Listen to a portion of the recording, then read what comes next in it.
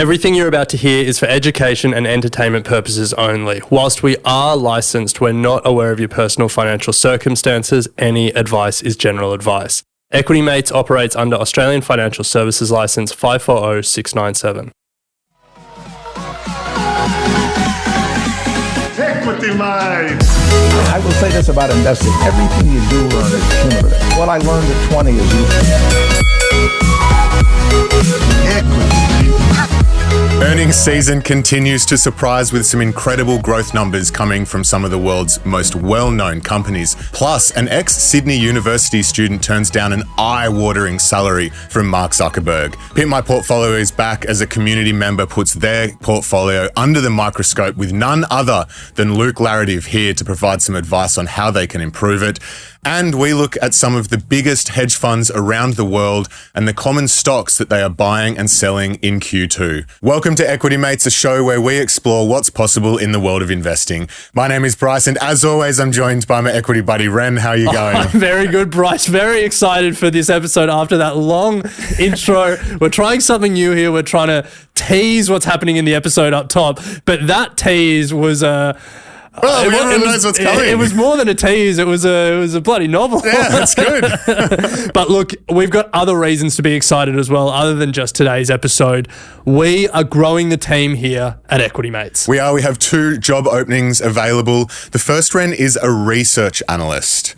Now, if you're naturally curious, if you love learning and you can turn complex ideas into clear, engaging content, then Equity Mates is the place for you. That's right. Across podcast, video, written and social media, we produce a heap of content here, and we're looking for 2 people to come and help us. So if you're interested, if you're naturally curious, if you love markets and business news and everything that's going on, and you want a job where you can just learn about it all day, this is the job for you. That's it. But that's not all. We are one of the largest producers of podcasts here in Australia, and we have ambitions to produce more, and we need help on the audio production side to do just that. So we are also hiring an audio editor. So if you're interested in coming and joining the production team, head to equitymates.com/careers. All the information will be there, and you can apply there as well. News and markets. Headlines we're covering this morning. We're looking at some of the incredible earnings growth coming out of some companies during reporting season. We're going to look at the Figma IPO, plus an eye-watering salary that has been turned down by an ex-University of Sydney student. Ren, let's get into it. Let's do it. So earnings season is in full swing. If you're new to investing in America, every 3 months, public companies report to their shareholders how they're going. In Australia, we get some companies that report every 3 months, but most report every 6 months. We're right at the start of Australia's reporting season, but we're right in the teeth of America's reporting season. As of last Friday, so the numbers have evolved a bit from there, 2/3 of the S&P 500 have reported. Pretty good, surprisingly okay, I think is how you would summarize it. 82% have beaten earnings expectations, 79% have beaten revenue expectations. Now that some of the big tech boppers have reported, the average earnings per share growth year on year, a scratch over 10%. Yeah. Not bad. Great. Good on him. Yeah. So we've pulled out some of the most exciting companies that we like speaking about, some of the companies that are probably in your portfolios. And we'll start with Reddit, Ren. If they're not in your portfolios, you may lament them not being in your portfolios, like I did when I looked at some of these numbers. Good segue, Reddit. I feel like every quarter we lament not having this in our portfolio. It's like top 10 most visited website in the world. Yeah. It trades at a fraction of its social media and big website peers. I think it trades at a similar price to Pinterest, much bigger than Pinterest.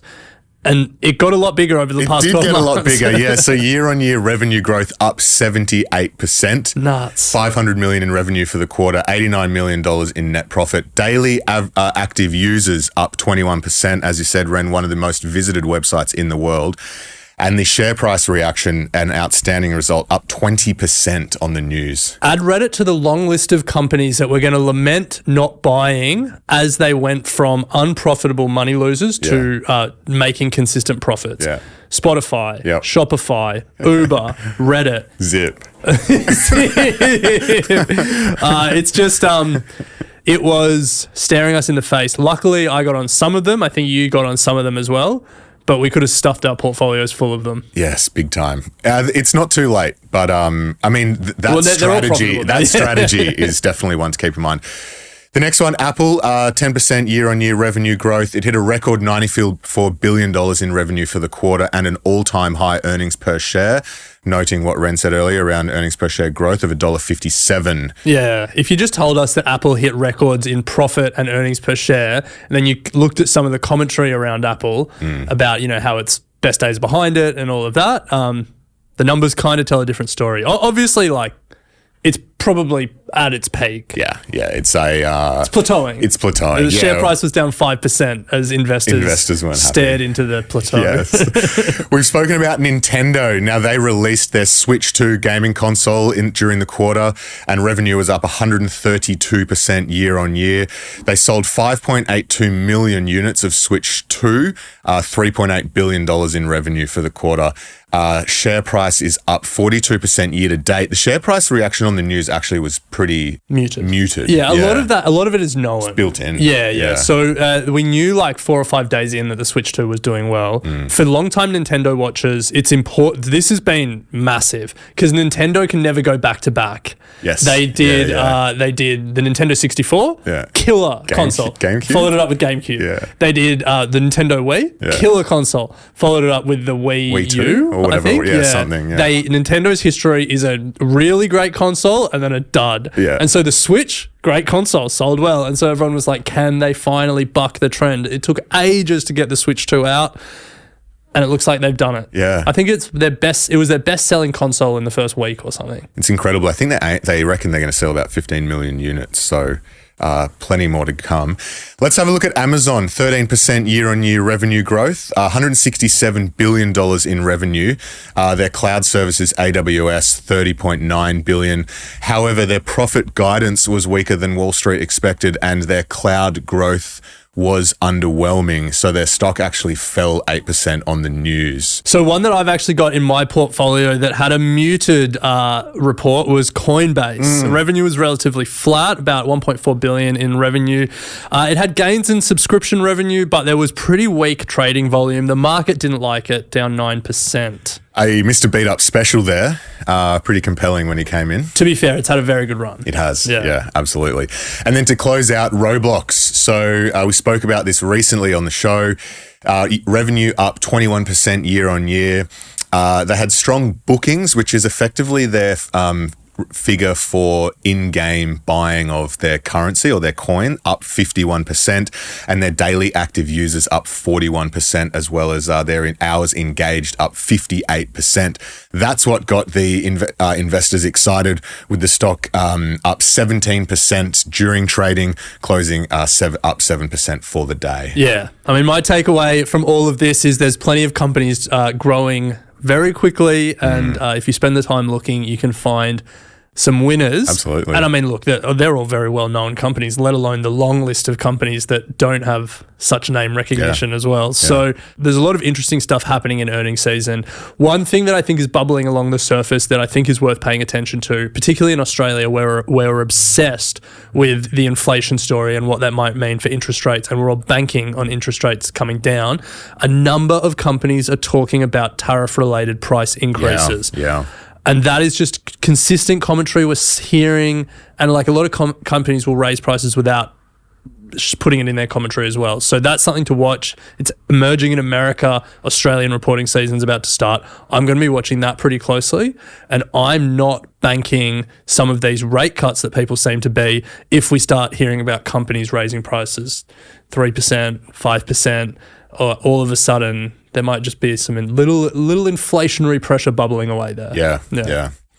All right. Well, moving on to the IPO market, where we've just seen a whopping IPO over in the US. A company called Figma has hit the trading boards. Now, Figma is, think of it as a competitor to Canva. They're like an online design and sort of graphic design studio. Yeah. So they're more used for website and app design, whereas Canva's probably more like social media and decks and stuff like that. Yep. But they're certainly in that same category of collaborative design platform trying to disrupt Adobe's dominance.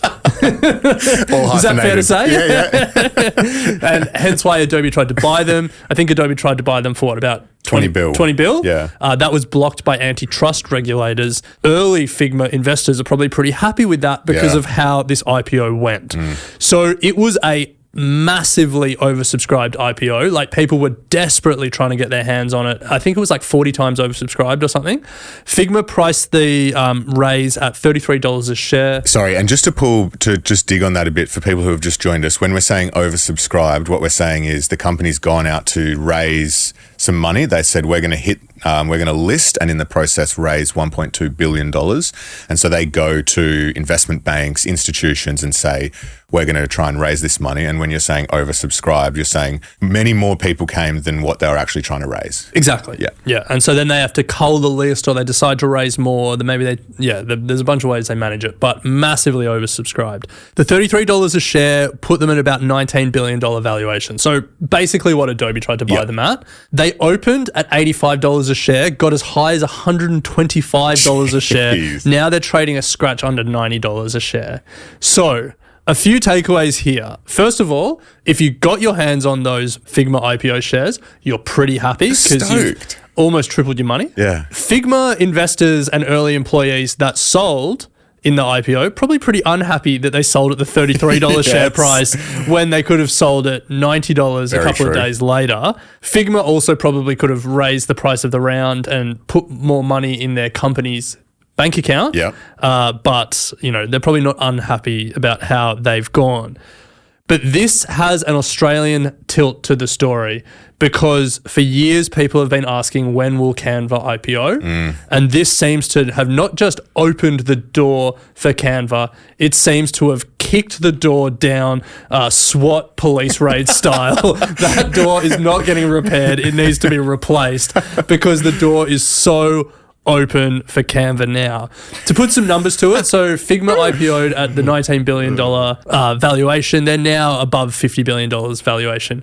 Canva sits right in the middle of that range. I think their latest round priced them at $32 billion US dollars. So for all the investors that were happy to pay those prices for Figma, Canva seems like something they'll also be willing to sort of pay in that ballpark for. Yeah. One to watch. There's always news articles that pop up. Now's the time for Canva. Have they left it too late? Has Figma stolen all of the enthusiasm from investors? But yeah, it'll be an interesting one to watch. Rumours are late 2025, 2026 for Canva. Yeah, but they've been saying this for years. All right, Bryce, well, let's close it with our What The segment where we share one story that surprised us or caught our eye. A reminder that we feature a What The every day in our daily business news email, which you can sign up to at the show notes or the YouTube description. Remember, it's free to subscribe and you can unsubscribe anytime, but we're pretty confident you won't. Yes. So here's what had us asking what the today and maybe questioning our choice of universities. One University of Sydney student graduated in 2011 was just offered $1.5 billion over 6 years as an employment contract, not buying his company, as an employment contract. And he turned it down. It's crazy. It's crazy. So the guy's name was Andrew Tulloch, as Ren said, ex-Sydney Uni student. Mark Zuckerberg approached him to come and work at his superintelligence lab that he's aggressively trying to hire for at the moment. But he did turn it down. Now, Andrew has a history of working in, AI and the pointy end of engineering. He spent 10 years as a distinguished engineer at Meta before leaving and working for OpenAI. But now he runs his own AI lab called Thinking Machines, where he has a vision for responsible AI rather than, what Zuckerberg might have in mind. So he turned it down. Rumors are, though, that his net worth is already surpassed the $1.5 billion that he's been offered. Yeah, okay. So he's probably like, all good, thanks. I feel like when you're working on such cutting edge technology, like money isn't the main motivator. Probably the motivator is developing super intelligence outside of the control of our big tech overlords. Yeah, you would think so. But it is wild. 1.5 billion over 6 years. Over 6 years. And I think what you said there, 1.5 billion Aussie, we should say. Yeah, billion and an US. employment contract. That is what's wild about yeah. this. Like Zuckerberg is just throwing money around. So I listened to an interview with Sam Altman, and he made a good point, which is that if you think about it from a company lens, that some of these AI companies have maybe 30 researchers and engineers, and they're achieving valuations of, for ease of maths, $30 billion. And so his point was, it feels crazy, but actually when you think about it, you know, if you're willing to pay $30 billion for a company that is primarily just the work product of these incredibly smart people, why wouldn't you be willing to pay an equivalent amount just to hire those incredibly smart people? True. And when you think about it like that, it's like, yeah, okay, I'm not buying a 30-person company for $30 billion. I'm buying one of their staff for $1 billion. Yeah. I mean, you know, it's not a perfect correlation, but it's pretty close. Yeah. Yeah. Wow, what a crazy world we live in. I mean, anyway. God, why did I go to ANU? Why did I study music? Anyway. Welcome back to Equity Mates. It is time for... Hit my portfolio. Hit my portfolio. This is a segment where we have a community member submit their portfolio for one of our experts to review and provide some ideas on how to improve it. Today in the studio, we have Luke Laretive from Seneca. Luke, how are you? Ricey, Ren. And on the line, we have community member Daniel. Daniel, how are you? Yeah, good. Thanks, guys. Very excited for this one. We have Luke Raring ready to go. Before we jump into it, can you just give us a bit about yourself? Yep. So I'm 29 years old. I work in client outreach for a recruitment agency. This portfolio, it started back in 2018, so a while ago. When I like to call it investing, but really I just started off just pretty much stock picking and throwing darts at a wall. And as I've matured a bit, I've changed my portfolio a bit. I'm aiming for a 50-50 core and satellite portfolio, and I try to capture about 20% of my before tax income. And that's what this portfolio is doing. Love that. Well, before we get into the nitty gritty, Ren, give us a bit of insight into Daniel's portfolio. So Daniel, if he's going for 50-50 core and satellite, he looks pretty bang on. So the core is 8 ETFs that is 51% of the portfolio in alphabetical order. BetaShares Asia Technology Tigers, iShare Global 100, iShares ASX 200, iShares S&P 500, BetaShares NASDAQ 100, VanEck MSCI International Quality, and then that same ETF, but the hedged version of it, and then finally Vanguard Australian Shares ETF. Then in the satellite portion, in alphabetical order, we've got BHP, Endeavour Group, KMD Brands, Megaport, Nine Entertainment, Pilbara Minerals, Rio, Telix, Global X Uranium ETF, Whitehaven Coal, Woolworths Group, and Yancoal Australia. Wow, Yeah, look. Luke, nickname? Oh, nickname. Daniel's Doozra. So, Daniel's Doozra. Yeah. Okay. Because he just absolutely stumped me. I looked at this, I was like, what is this bloke doing? All right. Well, before we get your thoughts, Luke, Daniel, I guess just some, further insight into... Well, why don't you answer Luke's question? What are you doing with the portfolio? Well, he's explained it. He's doing core satellite and he's picked some stocks, and I get it. So, I now I understand. But when I first looked at it, and the way the boys send it through to me, I just sort by portfolio weight. So I don't really see core satellite because it's anyway, that's by the by. Yeah, it's just but I get it. Now I kind of see what you're doing. So you've got an individual, half of it's individual ETF, picking ETFs, and then the other half of it's kind of picking stocks. Well, let's start with the core then, Luke. What do you think? There's a lot going on in the ETF side of things. You've got Global 100. Yeah, Daniel I like recruiters, and I reckon Daniel sounds pretty smart. I reckon he knows what he's doing here. He's got his weights that he wants. Whether I agree with them or not, who really cares? I don't mind that VanEck International Quality ETF. I like that. Don't know whether you need the hedged and the unhedged version. What do you think about that? But I mean, that's nitpicking, right? Yeah. Fundamentally, is it worth hedging or Look, it depends on your setup, right? So say at Seneca, our view on hedging is when we don't pick managers because they have a hedged or an unhedged product. We're going to try and find the best manager to do a particular job for a portfolio that we need. And then in our models, because we can't hedge every product, if that particular manager has a hedged version, we often use it because, well, like we almost always use it because there's going to be another product somewhere in that same portfolio that's doing something different that we can't hedge. So it's we kind of just sort of straddle the fence. So the idea of splitting the baby between hedged and unhedged is not that's you're happy with that? Yeah, I'm totally happy with it. It's just like, in this sort of size portfolio, whether that is necessary, I'm not sure. Obviously, you've got some exposure to the US, some exposure outside the US. You've got a bit of a tilt to quality and obviously this pretty solid tilt to Aussie shares. Fine.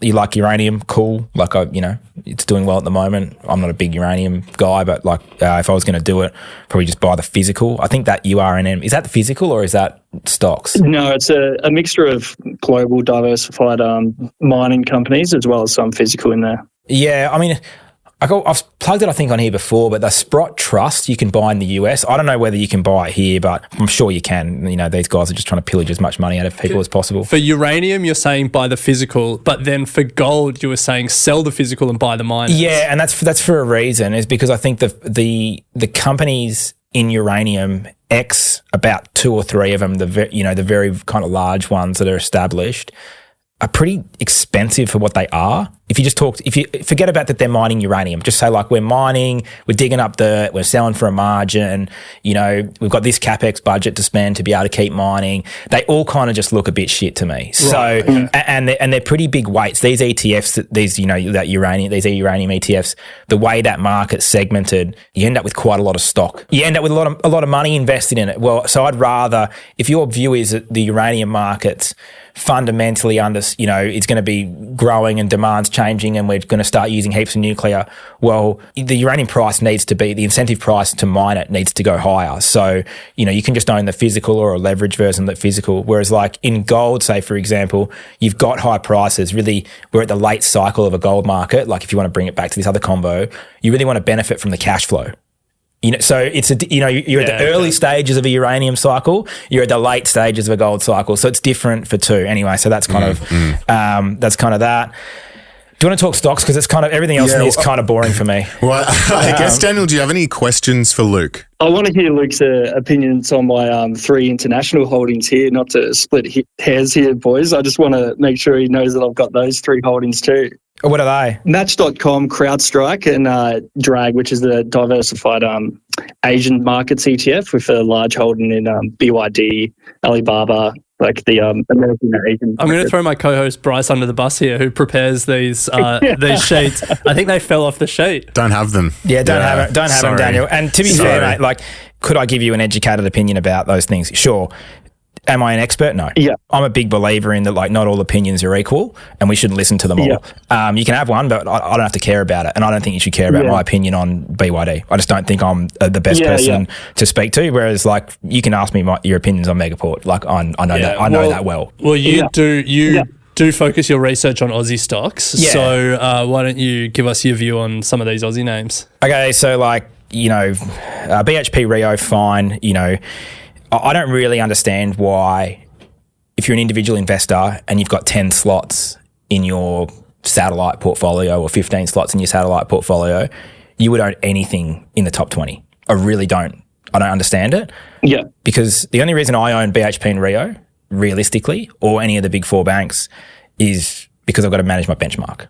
It's really hard for me to be like, I'm super excited about what's going on at BHP and Rio. It's just, something to think about. If I was just going to pick pure stock picking, 10 slots, highest conviction ideas, most outperformance opportunity, it's not going to be those names. Even if you think commodities are going to rip, there's more leverage, better versions, more growth, blah, blah, blah, cheaper. That's that. Same with like Woolies. Like, no fund manager actually wants to own Woolies. Do you know what I mean? We don't actually want to do it. The problem is that you guys all every month want to be like, why aren't you above benchmark? So that we have to own Woolies to be able to make sure that we're above benchmark when Woolies does something stupid one month and we have to, we miss out on it. So you're much like, you're kind of barking up the right trees, more like the size and potential of like a, KMD brands, Endeavour, Megaport, Pilbara, and the coal stocks. You got like Antelix, Better. Are they my favourite stocks in the market at the moment? I think Megaport looks okay. It's kind of getting expensive though. We've made pretty good dough out of that recently. Endeavour, again, like super boring, kind of slow moving business that's not going to probably generate a lot of alpha. I think even if you had a really strong view on rates and a defensive low growth, yeah, maybe, but I probably would think that's not my view at the moment. TLX is a good business. They've done, it's doing great things. I don't know whether that's the best way to play farmer at the moment. We're kind of like Neuron at Seneca at the moment. And we think you're paying a lot for TLX when you can kind of pay for the existing drug and you get the second drug for free kind of thing at Neuron at the moment. So that might be worth looking at. Coal sector, interesting for me. Like, I'm a coal nerd. So Whitehaven and Yancoal, yeah, like the two that I wouldn't own, ironically. So we would own Stanmore, New Hope over both of those. I'd even like, and this is super spicy. I do not recommend this anyone go, but like Coronado, CRN, it could go to 0, but it also could 10 bag. So it's kind of like interesting at the moment. We're kind of trying to figure out whether we need to own that or not. Yeah, TBD on that front. But yeah, I mean, look, if you like these stocks and you've done your work on them and that's your view, I mean, everyone's got a view. It's not necessarily the names that I'd pick, but like I can see why you'd own some of these things. So, Daniel, as we wrap, I think some of my big conclusions. First of all, the fact that you're investing 20% of your before tax income is something to be really commended. And I think like you do that over a long period of time, you're gonna do all right. So start there. 50-50 portfolio split. Luke seemed to like your core portfolio, so I think there's some good things there. Think about the overlap, like you've got Vanguard Aussie shares and iShares Aussie shares as well. Luke questions some of the big holdings and whether you need them if you've already got those exposures through the ETF. But he seemed to like some of the smaller names to an extent, or at least the areas that you're playing in. Yeah, I like the area. Like you're bowling in the right areas, but, maybe just if, not quite getting the rub of the green at the moment. Yeah, I think you mixed your sporting metaphors there, Luke. But anyway, Daniel, we want to say a massive thank you for joining us today and all the best with your investing. Yeah, thanks for that, guys. If you would like to submit to Pimp My Portfolio, head to equitymates.com/contact. There's a form there for you to fill in. If you'd also like to speak to Luke and the team or any other advisors that are in our network, head to equitymates.com/advice and we will connect you. But Luke, as always, great to chat. Thanks, boys.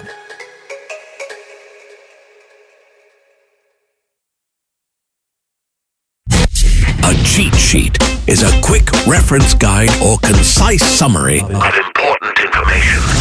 There are some common themes and stocks that the biggest hedge fund managers investors from around the world have been buying. So we've dug into the 13 Fs of Stanley Druckenmiller, Tiger Global, Lone Pine Capital and Berkshire Hathaway to find out where the money is going. Nice. Where are the big investors putting their money? It's a pretty great resource, 13 Fs. Yeah. For people who are unfamiliar, every quarter or a certain period of time at the end of each quarter, these big investors have to disclose their holdings.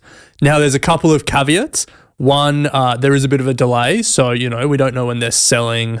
And two, it's just what they're holding at the end of the quarter. So, if they're trading frequently, it's not like they're all long-term positions. But with those two caveats in mind, they do still give us a pretty good insight into what's being bought, what's being sold. And particularly if you look at 13Fs over time, you can start to see where those long-term holdings are. So let's start with what are some of the big buys that we're seeing. So the most common buy among some of the big names that we spoke about, as we said, we've got Stanley Druckenmiller, Tiger Global, Lone Pine Capital, is AppLovin. The ticker is APP, bought by those three big players plus a number of other smaller hedge funds. A company that I actually hadn't heard of before. Yeah, so this one, excuse my French, this one shits me. Oh, really? So for context, it's up about 480% in the past 12 months. Oh, it's shit. Killing it. But I remember when it IPO'd. Okay. It IPO'd in 2021, right in the teeth of the everyone can make money boom. Okay.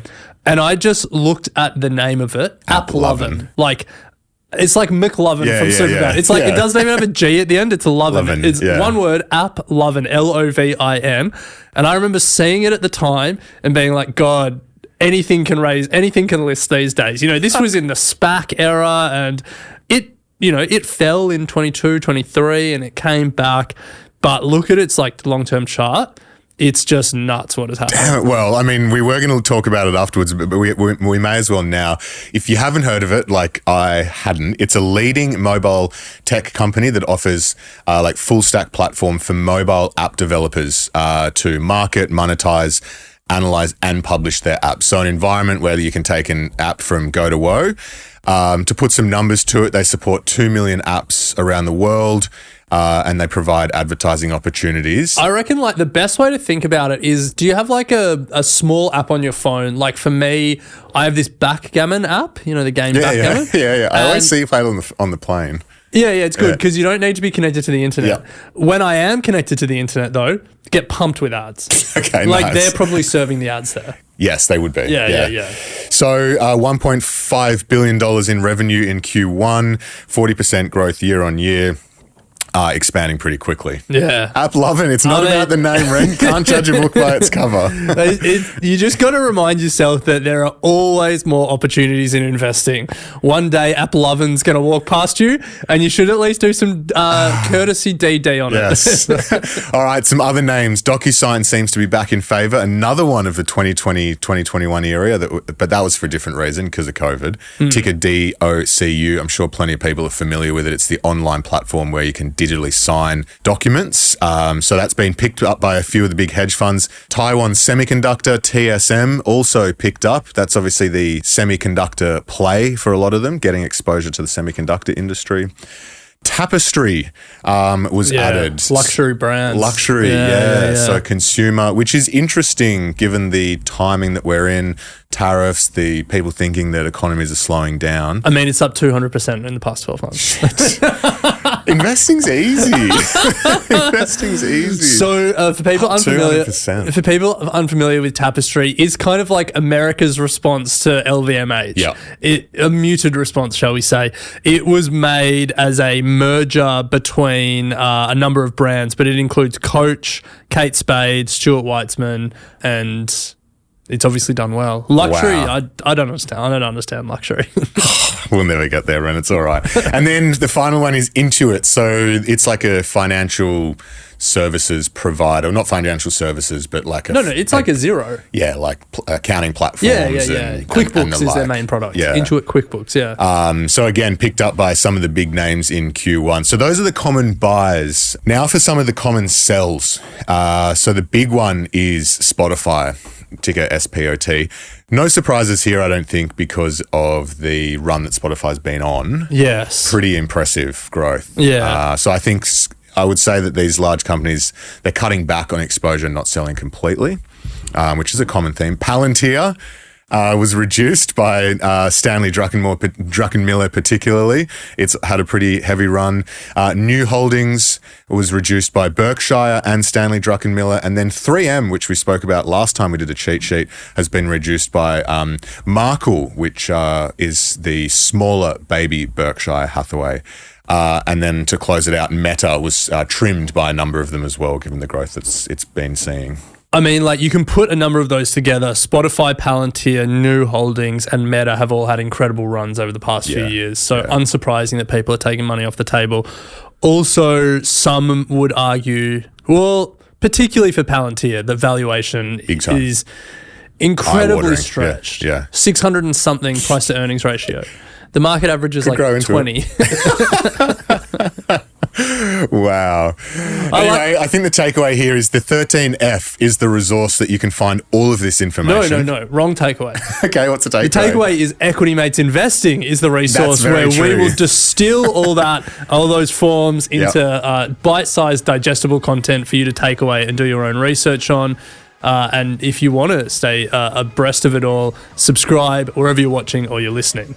That's a much better takeaway. Nice. What about this as a takeaway? Yeah. Don't judge a book by its cover. Yeah. Don't judge a company by its name. That's pretty good. One day, App Lovin' will walk into your life and give it some loving. Give it some loving.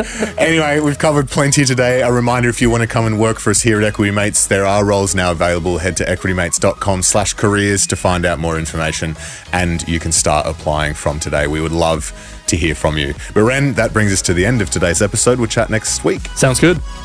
You have been listening to an Equity Mates Media production. In the spirit of reconciliation, Equity Mates Media acknowledges the traditional custodians of country throughout Australia and their connections to land, sea and community. We pay our respects to their elders past and present and extend that respect to all Aboriginal and Torres Strait Islander peoples today.